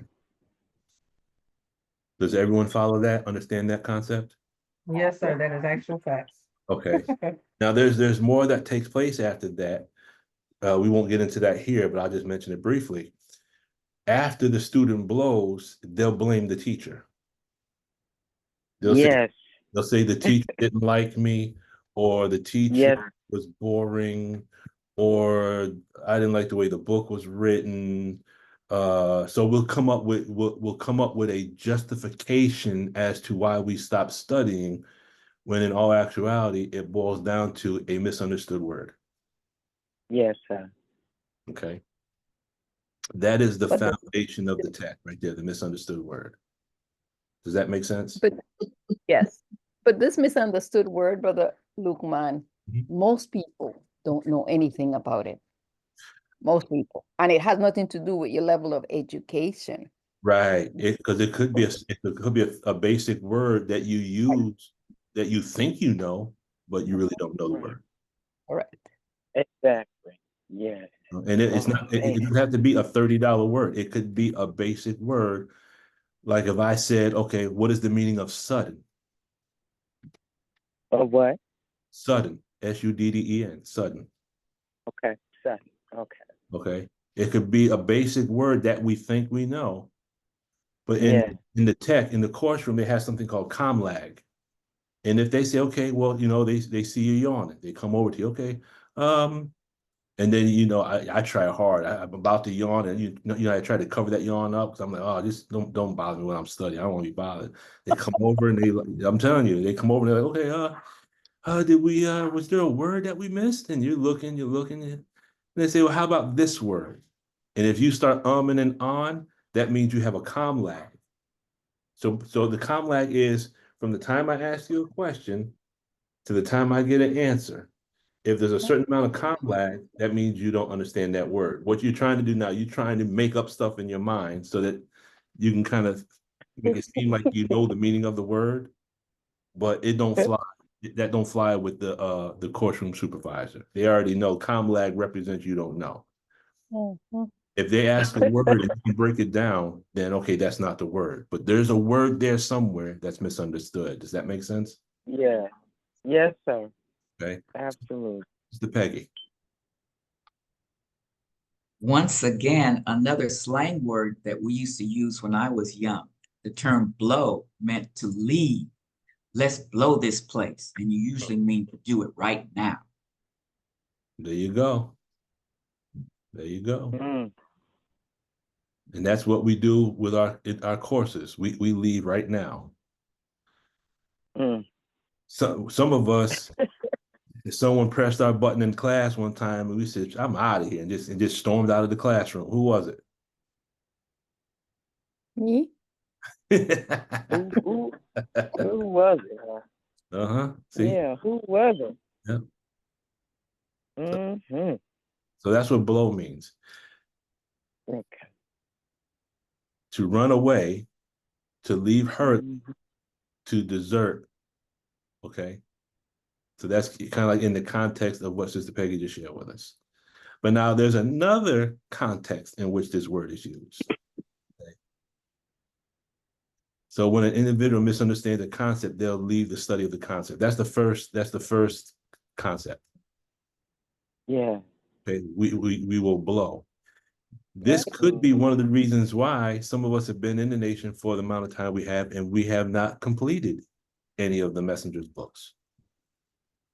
Yeah. Because there's some of us, we've been here, you know, for years, but there's certain books that we have not read them from cover to cover. And it could be based upon the fact that there was a word in there that we misunderstood.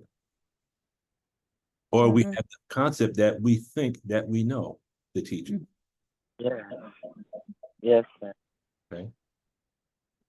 Now, another concept of blow is the sudden dissipation of mass in the mind with an accompanying feeling of relief, of mental mass to suddenly dissipate with an accompanying feeling of relief.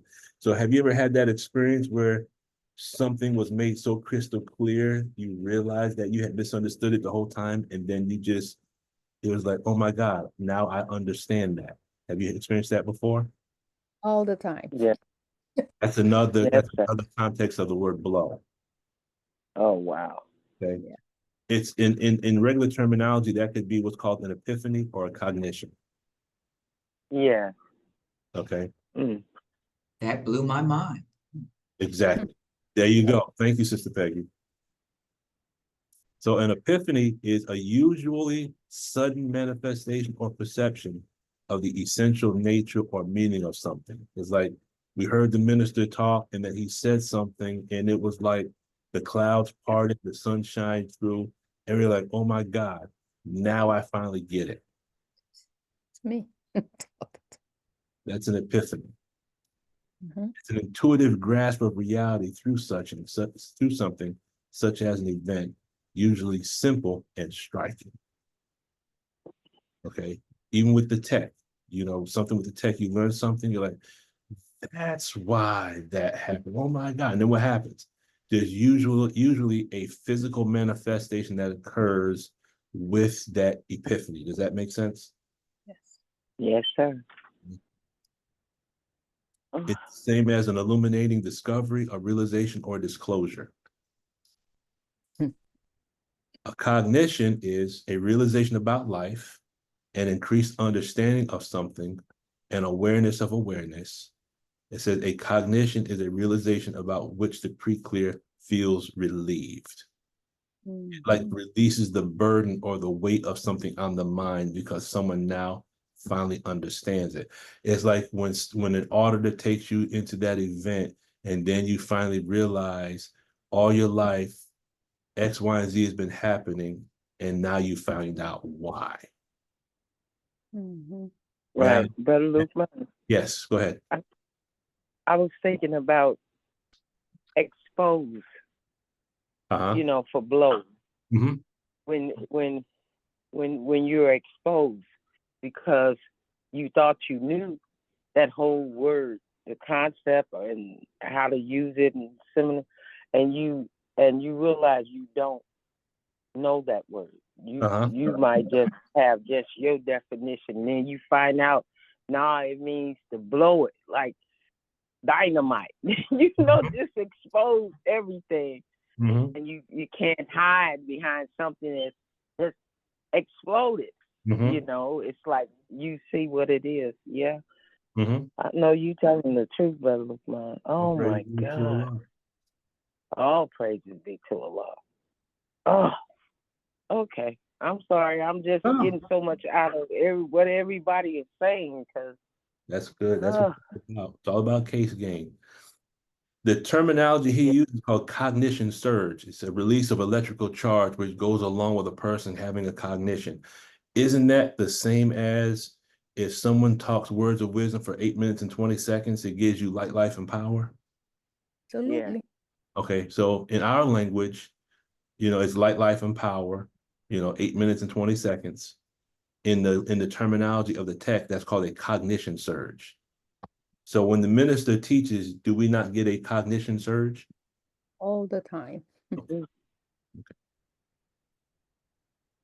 So now, final stage of this is, can we find this in the Holy Quran? Mm. Can we find it in the Holy Quran? Here we go. Allah says in the Holy Quran, Surah 10, Ayah 39, nay, in the name of Allah, the Beneficent, the Merciful, nay, they reject that whose knowledge they cannot compass and whose final sequel has not yet come to them. Okay.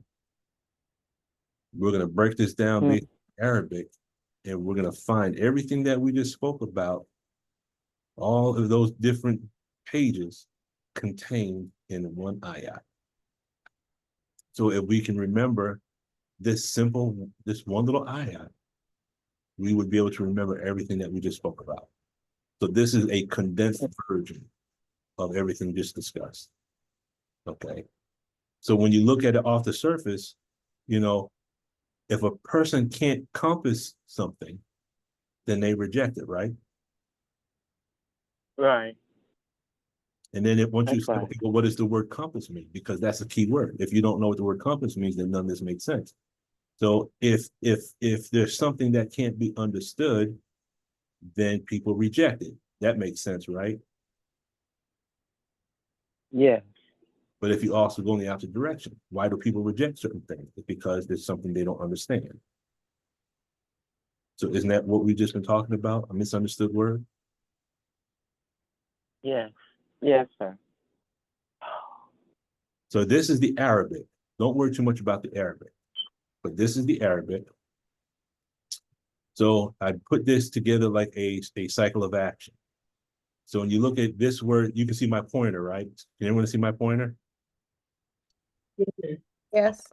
So this word right here, kadabu, okay, that means they reject. And it comes from the root word kadaba. This is the root word here. The words in green are the root words. So here's they reject, growth. Right. This is the second part of the cycle of action. Whose knowledge? Yeah. So the word knowledge is ilm, I-L-M, ilm. Third part of the cycle of action, they cannot compass. So they reject the knowledge that they can't compass. This is the word in Arabic, haut. The final sequel or end result is this Arabic word here, A-U-L. And that final sequel has not come to them. This is the root word. So now we're gonna go into each one of these words real quick, and that's where we're gonna end today's Zoom meeting. So when you look at the word reject, okay, to lie, to deceive, to delude, to mislead, to accuse, to disbelieve someone, to be more mendacious. These other derivations are fallacious, delusive, and spacious. So when knowledge is rejected, then the source of that knowledge has to be attacked or discredited. Does that make sense? Yes? Yes. Yes, Okay. sir. When the minister made the decision for us to study the text, weren't there some that rejected that decision? Yes, sir. Didn't individuals attack the minister? Yes, sir. Didn't individuals have to discredit the minister? Yes, sir. Because they didn't understand the instruction. You reject what you don't understand. That's what Allah is saying in the Holy Quran. In my opinion, that ayat, we reject what we can't comprehend. So the first thing we should have done was at least try to study what it was the minister wanted us to study, and perhaps we would have received understanding. But we rejected it before starting the process, correct? Yes, sir. So false data is presented in order to delude, mislead, or deceive. So now you have the naysayers that spoke against the minister. And what do? Remember, 1.1s, if they can't get a 3.5 to turn tail, then they have to go find other 1.1s and team up. Right. So 1.1 Karen had to go find some other 1.1 Karens because certain believers said that they're going to study the text because the minister gave us instructions to study the text, and 1.1 Karen had to go find other believers to delude, mislead, or deceive the believer that wanted to follow the instructions. That's right. That's right. Okay. Whose knowledge they cannot compass. Well, the Arabic word is haut. It means to embrace, comprehend, grasp, or to know thoroughly. If a person cannot comprehend something, what happens? Then it has to be, the information has to be incorrect. That's ego talking. If I can't understand it, then it must be wrong.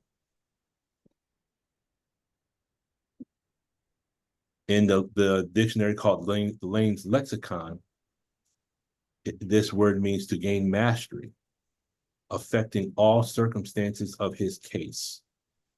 And then there's something called proof by cases. I'll explain that briefly in a second. So you have knowledge of every part. So anything that we study if we understand that everything we study can be broken down into different parts, and then we know the relationship between the parts, then anything that we put our mind to, we have the ability to understand anything that exists in the universe. Does that make sense? Yes, sir. Each one of us, if you think about the subject that gives you the most difficulty, you have the ability to master that subject. And if you don't understand that subject, it's not because you're ignorant, it's because whoever was trying to teach you that subject was not teaching it properly. That's right. But everyone in here has the ability to have the mind of a mathematician, a physicist, a scientist. Everyone in the community. That makes sense. I'm not hearing no bearing witness to that. Yes, sir. Everyone should be bearing witness to that. Yes, sir. Yes, sir. If I don't hear bearing witness, it makes me think that maybe you doubt that that's true. No, that's true. All of us have a mind, and that's where the teachings is leading us to being a part of that circle of the scientists, correct? We just have to do it on a gradient scale, that's all. A gradient. Sir. And when you deal with proof by cases, in the science of logic, and you have what's called a direct argument or direct proof. You have indirect proofs, and those are proof by contraposition and proof by contradiction. A different way to prove things. If you watch, not that the minister doesn't do it, if you want to study the science of argument, you can study any of the minister's lectures. You can study any of the ministers when he spoke with the different interviewers. But also specifically, if you watch Dr. Wesley sticks out to me because he's very, very careful of his word choice. And if you look at the structure, especially when he's debating, you look at his structure in a mathematical way, he is following what's called the rules of syllogism. Does that make sense? That's a word for you syllogism. Okay, and in proof by cases, what you're doing is you're providing proof for whatever a person might say. You've already got something to either prove or counterprove what they're saying. Does that make sense? Okay. I know we're not one for presidential debates, but last night debates, if you look at how, this is just me personally, my opinion, if you look at how Vice President Kamala, because she has a background as a prosecuting attorney, she is working along the lines of syllogistic proofs. And that's why, to me, again, I don't agree with everything that goes on in politics, but she ripped through that debate last night. That's just my opinion. Does anyone have anything that they would like to add to that before we move on? Or any questions about what's on the screen? Okay. Sister Peggy, Go ahead, Sister Peggy. when you were speaking about Brother Dr. Wesley and how he's able to debate, there's this one particular person on the YouTube that they're always at the Nation of Islam about Malcolm. I mean, it just seems like on his show, he can't do anything else. As though he's cursed by it. And Brother Wesley just shut him down at every point. He had to laugh himself. It was just beautiful. Those are good to study, because then if you study, like for example, I'll use this as a quick example, then we'll go to Sister Denise. One of the best ways to become a great chess player, and I'm not saying I'm a great chess player, I just love playing the game. But one of the ways to become better is you study the games of the masters. You study their games, and if you study the game and you understand that game move by move, and you understand the logic at every move, then if you're in that same circumstance, you can use the same logic, and then you yourself will win that chess game, correct? Does that make sense? Yes, Okay. Therefore, if you look at an individual that's debating and you look at how their logic flows, you gotta understand there's not an infinite number of counter arguments against the teachings. So if you know all the counter arguments of the teachings and you know how to destroy each one of those arguments, then every time a person opens their mouth to say something ignorant, you can just totally obliterate their argument. That's why it's good to study debates, because then you can just totally destroy people, and you can do it in a very civilized and educated way. Does that make sense? yes, sir. Yes. Go ahead, Sister Denise. I was thinking about how calm she was. You know, when you're getting ready to come with what you have, and how you're not anxious. You know, you just like waiting for your turn. And it's not like you got to get it off. You know what you're going to say.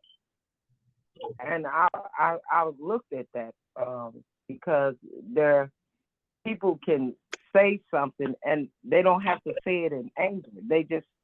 They know the volume of the word that they're about to use. So they may not say it like you think they should say it. They said it, but they said it in a manner, and how it don't have to sound like an argument. It's just I'm making my statement. You know, just talking. We just talking, and sometimes that gets to me. It gets over to the person like we're not arguing. We're just having a conversation. But let me say this while I'm talking, you know. And it's like, oh, okay, because I want my words to be clear, and it's not out of anger when I talk to people. So yeah, I can see how words can be, you know, where we can't speak the people's language because the volume is too loud, or the volume is sounding like it's an argument and it's just a discussion. You know, that's all we're doing. We're just talking here. I think that's that's all I got to say. Thank you. No, thank you. 9 times out of 10, when a person starts yelling and screaming, it's because they already lost the argument. Now you have to involve yourself in one of the fallacies, and we'll go through all these at another time. But one of the fallacies is argument of emotion. Now you got to get emotional to try to win the argument, because logically you've already been defeated. Right. There's a poem I would recommend everyone. This is probably one of my favorite poems. It's a poem called Desiderata. And one of the lines of that poem is, speak your truth quietly and clearly, and listen to others, even the dull and the ignorant, for they too have a story to tell. A person that has the truth doesn't have to yell. Right. Because the truth will speak for itself. Okay.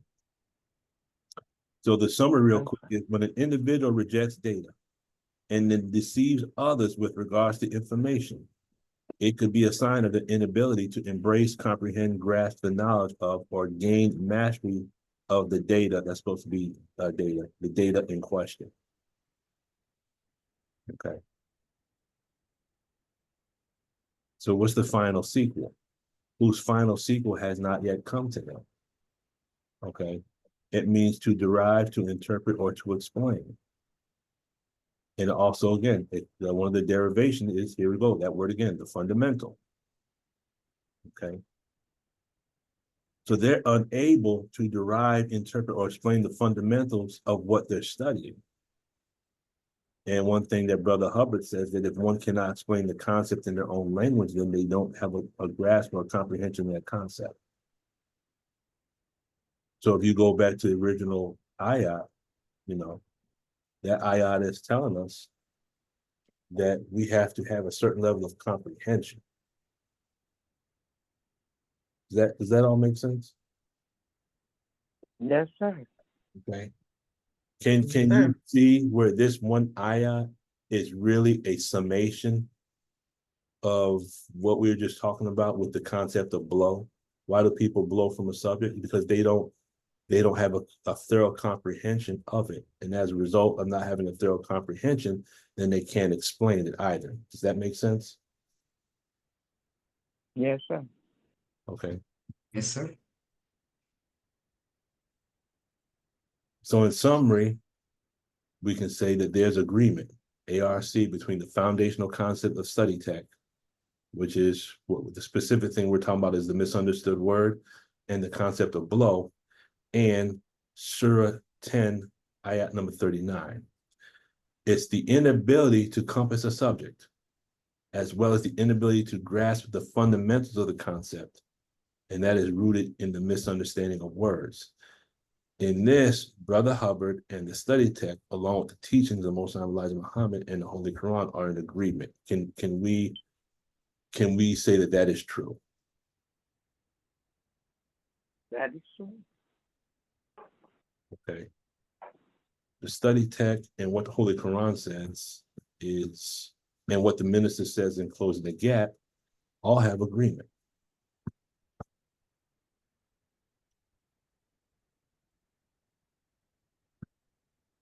Wow, it's almost 12:30 already. Thoughts, comments, corrections, questions, suggestions, cognitions, wins, posture. Yes, sir. Can you send me a copy of this? I was with the children and I got a lot of distractions. So I need I'm to. gonna post this on the YouTube channel probably within the hour, God willing. Wonderful, thank you. This will be posted. Sister Denise, your hand is still up. Is that from the last time? Yes, sir. Can you hear me? I got you. Yep. Okay, Sister Peggy. Oh. Okay, so when the minister gave us that instruction, I was all for it. I didn't have any difficulty with it. And then when there were we had to go to Houston for us to get some introductory information. And we even went through, each got a partner and we learned to do the auditing. It's just as a taste of it. But when we were in the church, when we were in the mosque, there were so many people that had the same problem. And I didn't want to deal with that problem. I said, man, I don't know if I want to do this. It was just so overwhelmingly the same problem. Mm-hmm. This person that I was with, I found out that we had family members from the same place. And so we were talking and I heard what she said and what her problem was, and then I kept really overhearing people, and I'm saying, too many people have this same condition. I don't know if I can deal with this. And that's why I did kind of half-hearted. But now it's just something I understand. It's really necessary for us to deal with this. So is it possible to say that back at that time you were re-stimulated? It's possible. It's just that I didn't. Every time I hear that, it just makes me feel so bad because this person that was in the mosque, we had relatives in the same place, and what happened to her also happened to another one of my relatives in the same town. Right. Okay, I understand that. Mm. Sister Sultana, I think I saw your hand go up there for a split second.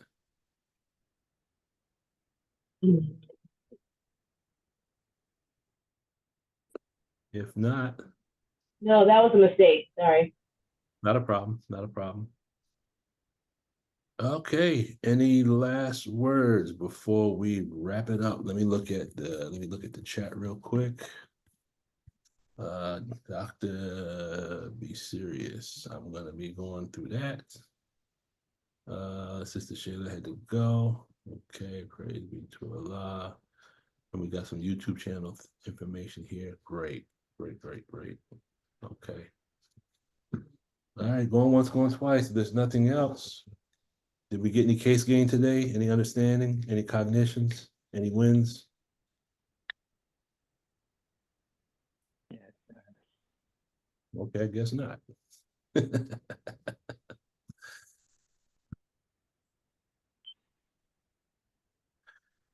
Last thing, who has a smoke detector that needs the battery replaced? This is my fire service public announcement. Who's got the smoke detector batteries going out? Who is it? Not me. It's either Sister Denise or Sister Ania. Whose smoke detector's going off? Not me. Sister Denise, your smoke detector battery need to be replaced? A battery? I'm hearing chirping in the background. That's why I think it's my phone. Well, look, No, I don't you hear. hear me? I hear it's either carbon monoxide detector or the smoke detector chirping, and that happens when the battery needs to be replaced. That's the fire service. That's the fire side of me. Replace them batteries. Replace the battery. It might be carbon monoxide because I know the fire is working. Okay. All Yes, right. sir. Thank you, beloved. Thank you. Okay. We had Yeah, I appreciate. yeah, double check Huh? that. We had a situation here. See there, I just heard it again. We had a situation here a couple of years ago. Individuals didn't have carbon monoxide detectors. And when they went Okay. to do a home visit, they found everyone dead. Oh, wow. So that's real. That's why anytime we have Zoom meetings and I hear that going off, I mean, we laugh about it, but I take it very serious. If you have a carbon monoxide detector or a smoke detector and I hear that chirping, replace Yes, that sir. battery. Okay. Replace that battery. The way people, Now's a good time. huh? Now's a good time. It's a good time now to do it. Okay. Yes. The way There I go. I heard it again. The way people die in fires is not by the fire. 9 times out of 10, the smoke kills them first. Hmm. So that's my public service announcement for today. So fire service. Replace your batteries in your smoke detectors and carbon monoxide detectors. All right. Oh, Brother Lukman, Yes, ma'am. the movie you said was called From. From FROM. Okay, I just looked it up on Prime. Is it a series? Yes, 3. Okay. Season. It's 2 seasons right now. The 3rd season is going to start shortly. I'm about to go binge watch season number 2 today, since I have nothing else planned for the rest of the day. I'm Yes, sir. I'm gonna fix myself some tea.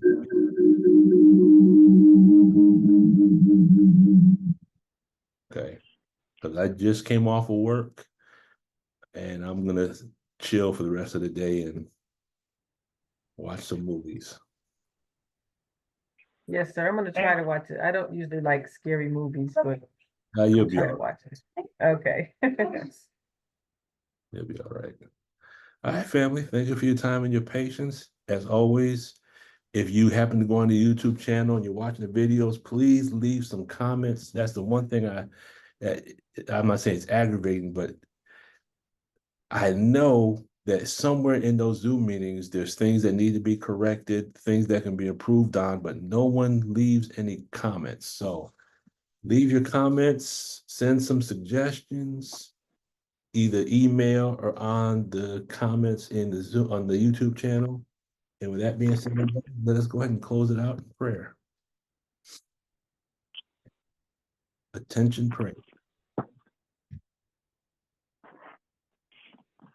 Seek refuge in Allah from the accursed Satan. In the name of Allah, the Beneficent, the Merciful. All praise is due to Allah, Lord of the worlds, the Beneficent, the Most Merciful. Master the day of judgment in which we now live. Thee alone do we serve, thine aid do we seek. Please allow guidance on the straight path, the path upon whom thou hast bestowed favors, not the path upon whom thy wrath is brought down, nor of those who go astray if they heard thy teaching. Ameen. Ameen. Assalamu alaikum, family. Wa Wa alaikum alaikum assalam salam, wa everyone. rahmatullahi wa barakatuhu. Walaikum salam. Enjoy your day, everyone. Stay safe.